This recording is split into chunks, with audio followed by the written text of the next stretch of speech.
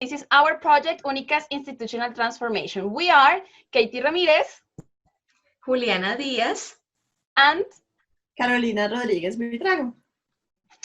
so who are we? We are Unica, unique by the way. So I am Kaithie Ramírez.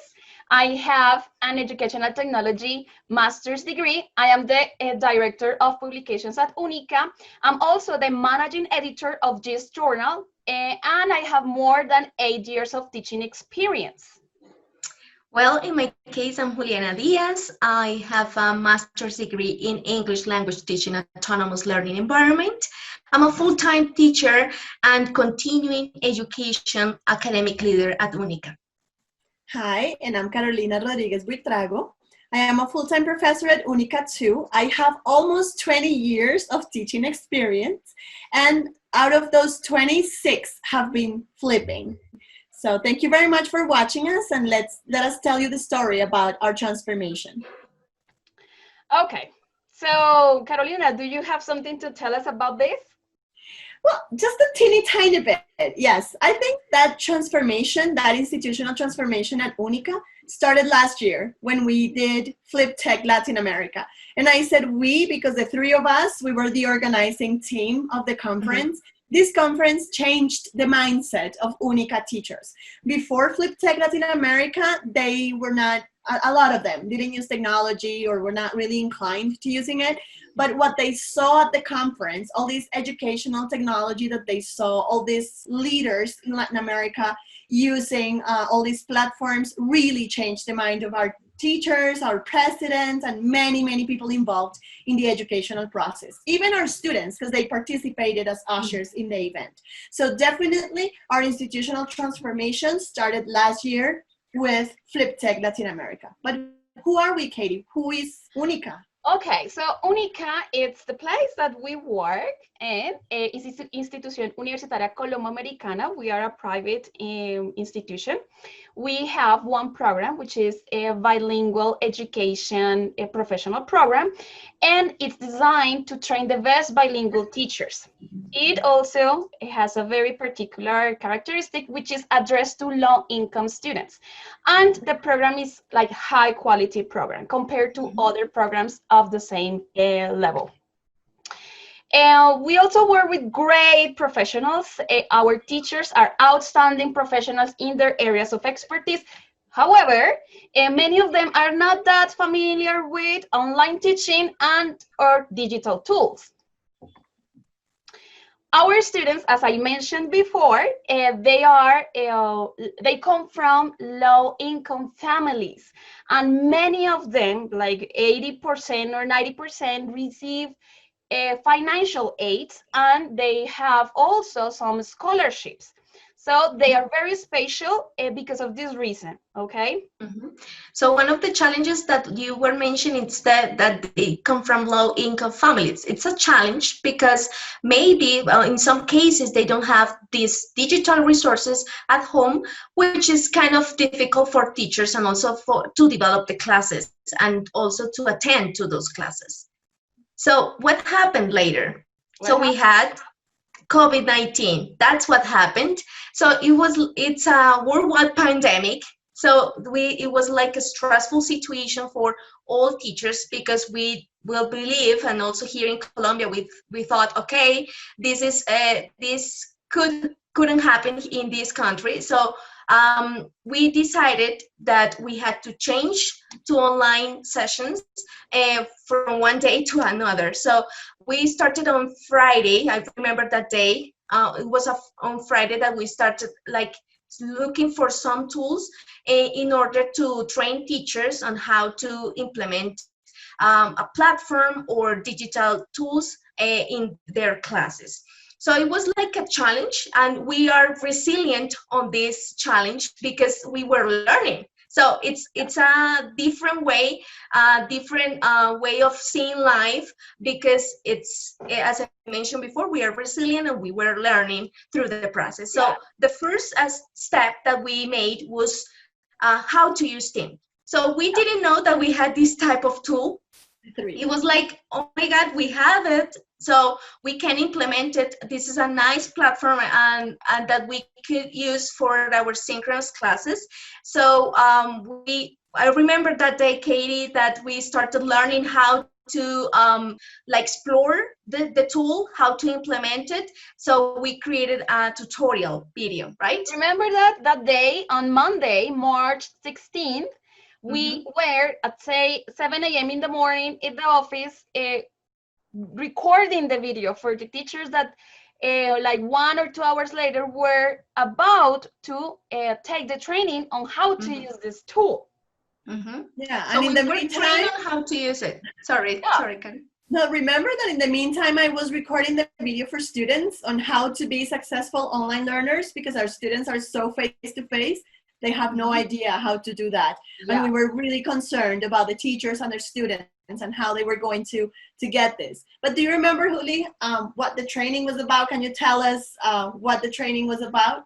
Yeah, it was Monday, March 16, and then we were informing students and teachers, all the community, that we will start these online sessions and asynchronous sessions with the help of technology. So we had Teams, and I remember that training because it was like 3 hours long, in which they watched the tutorial video that we recorded with Kaithie that day in the morning, and they started creating the groups and inviting students to those groups, so those classes. So they were analyzing how to do that, and also they were also making some decisions on how to change their face-to-face classes to this online platform, and it was like 20 hours decision. So on Wednesday we had, well, on Monday we had to go to our houses and start like analyzing what the major challenge that we had and the major changes that we would like to, that we wanted to implement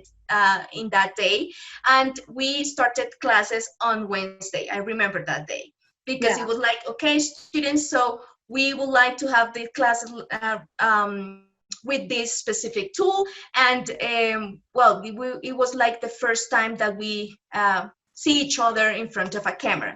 So the second step that we implemented was like further sessions regarding extra tools that teachers could include in their planning. So we focus on their like step by step, like day by day, we were analyzing the like some things that we could implement, like tools, and some extra tips and pieces of advice for teachers. So we came up with several train sessions for these students and teachers.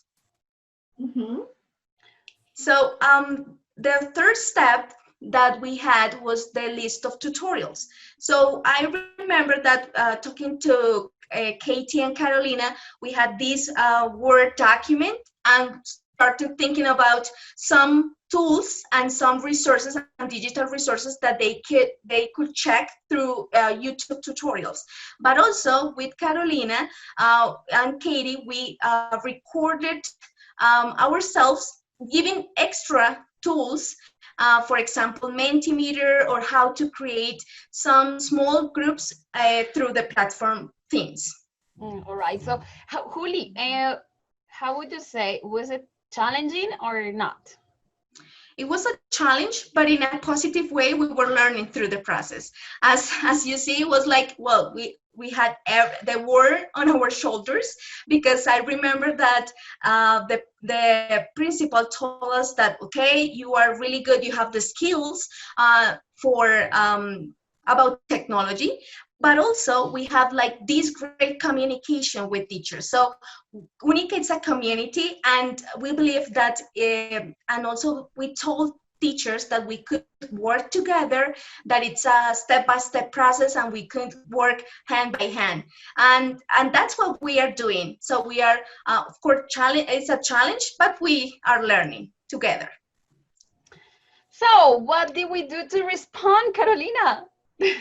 Well, as we say in Spanish, corrimos, we ran. It doesn't mean we ran away, okay? It just means we did things super fast as we could. So our president in the university, she wanted us to do things from one day to another. We basically had one day to set out the plan and learn everything, as Juli mentioned.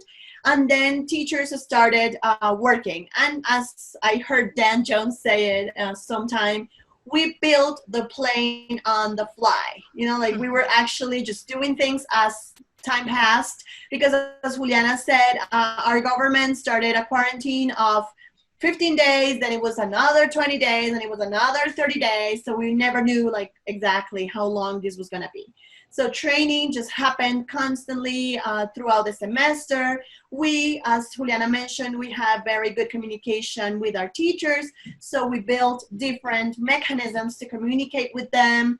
We did another training session on Per Deck, which was a tool that we used to provide more interactivity in the classes, because we heard from students that classes were a little bit static. Teachers were just, you know, replicating the traditional teacher fronted classroom in the online environment. So that didn't work. Also, we use WhatsApp as a communication tool here at the university. So most teachers will feel comfortable having WhatsApp conversations with us. We were available pretty much 24/7 for them, answering their questions, guiding them in the process. I remember recording mini tutorial videos on WhatsApp, you know, just to show a teacher how to do something, where to press a button or something like that. So it was just basically on the go. We had to build our program on the go. We created an email address for teachers to, you know, send their questions to us there. Some of them felt comfortable with the email, others with the WhatsApp, but definitely the idea was to communicate with them, to be very clear in the communication part. Well, we have something here. Do you remember this, Juli? Yeah, it was one of the training sessions that we had for teachers. And I remember that, the idea was like a loop training, giving them some specific examples from two different courses at the university. One is from Kaithie and one is it's mine. We created using a Google Doc some instructions for a specific project. So I remember that I was happy with this project with my students because they had everything in this Word document. I started the class giving general instructions, and then I went over the specific instructions and also the criteria that I will use to evaluate the products that they wanted to create. Yeah. How about you?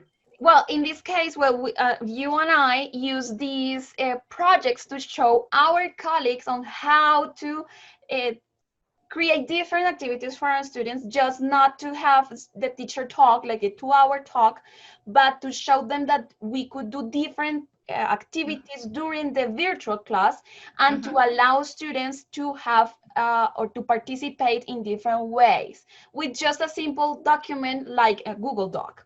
So it was very good because teachers could talk about this, they could explore the documents, and they could take ideas for their own classes. So it was really nice.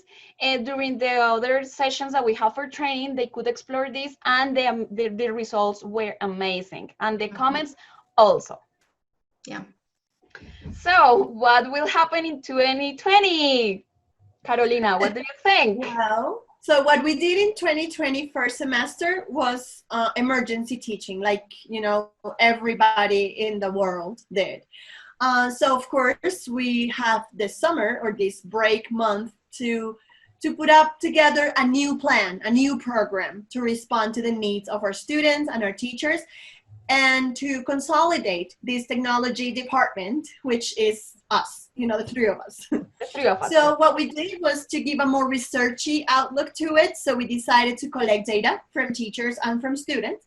So we organized a focus group, and we did a questionnaire for teachers. We collected some information. Now we know what students want, what students feel, how they evaluate the experience of the first semester. And we also know what teachers want to learn, how they felt during the first semester, what the sequence of their class was. So now we have a clearer picture of what needs to be done and the training that needs to be put in place for the second semester. So yes, we will continue training. Exactly. So training is going to continue being a part of the process that we're going to be doing for Unica professors to respond to the needs of students with technology. But we decided to create a different sort of training. So we decided to focus our training on teamwork. Why? Because in the questionnaire and in the focus group with the students, and also because of the tutorings that we held during the semester, we realized there are different groups, there are different teams. Let's say there are people who have a higher level of expertise using technology. They are innovating, implementing different things. They are creating things that we haven't even proposed. There is a second group, which is the group of the ones that are hanging in there. You know, they are using the basic technology, basically what we have shared in the training sessions for their classes. But there are also a group of teachers that have a hard time using technology. They are basically replicating the face-to-face classroom into the online environment. So those are the teachers we're gonna focus on.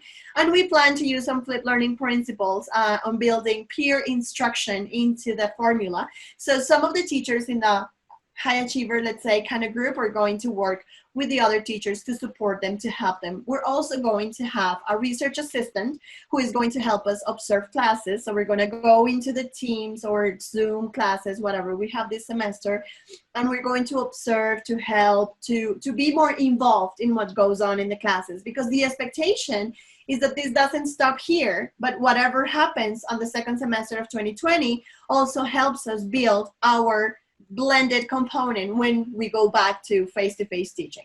We plan to do this through guidance and support with teachers. We're going to do like a guidance program where the three of us assume some teachers, you know, and we are with them throughout the semester, helping them, giving them advice, suggesting tools, and helping them not only on the technological part, but also on the instructional design part, making pedagogical decisions to change what happens in the classroom.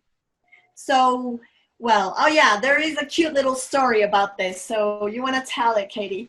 Of course. At the beginning of this situation where we had to face the new challenge and the big responsibility on our shoulders, the president of the institution named us the Powerpuff Girls. Fortunately, we were three, and there are three Powerpuff Girls. And it was really fun because now it's the name of our team. They recognize us as these names. And we are also recognized with one of these girls because we have our personality for each of these. So I don't know, like, Julio, do you want to say something else about the Powerpuff Girls? Well, we have like similar personalities and also looks. Yeah, and also looks, exactly. That's exactly what it is. Okay, so if you want to hear more about what we have done, if you want to ask us questions or maybe give us ideas, please do. Our institution is super small. We have 160 something students. We have only 25 teachers. So we are very lucky to be able to put in place a program. So if you want to come and help us, we can wait to see you on Fliptech online on Wednesday, July 15 at 1 p.m. See you. Bye-bye. Bye.